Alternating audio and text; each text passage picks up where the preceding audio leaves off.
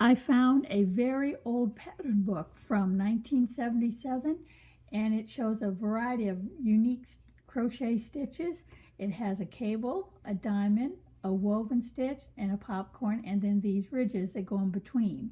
I thought it was a really, really neat pattern. I was decided to make a Afghan. Unfortunately, I didn't have enough of a single dye lot to make the Afghan because it takes quite a bit. So I went ahead and made a pillow. And I had so much fun making the pillow, I made it a second time. And I thought I might show these stitches out to everybody so they can see what they look like. This is the Afghan. Kind of hard to see. It's the one that they showed in the book. But it has all these different stitches in it, and I'll go over them as I progress. Now this is my original Afghan I started. It started here, and I got as far as there when I realized I wasn't going to have enough yarn. But when I folded it over, I thought, gee, isn't that kind of a neat looking scarf? So you can rearrange the designs to make a scarf. This is the scarf they showed in the book. Unfortunately, it's really hard to get a picture. This book is so old. But it shows the ridge, a cable, and a bunch of popcorns. But you can change it up and make whichever designs on it you want. I made a sample of all the different stitches that I'm going to go over. The first one is what they call a ridge, and then they have one they call a reversed crochet, another ridge, and then a cable and a ridge. But they put a ridge between each of their designs to make them very distinguished and a place for your eyes to rest. Here's the woven stitch with another ridge and the diamond. This takes 8 rows of single crochet, another ridge, and we have another woven. That's just the pattern I'm using for my Afghan, and then a cable, and then the popcorn. And once I finish the popcorn, I'm going to go in reverse. I'm going to have the cable, the woven, the cable, the woven, the cable, and this. And I might even add more in between.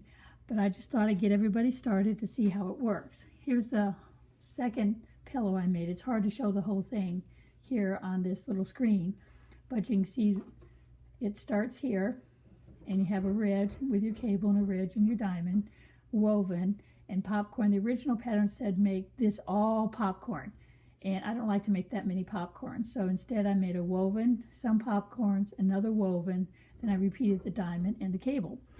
But for the back, I decided I wanted to do just a plain single crochet. So to do the back, to make it match length and width wise, you have to reduce by 1 crochet hook size. This particular pattern requires 3 crochet hook sizes.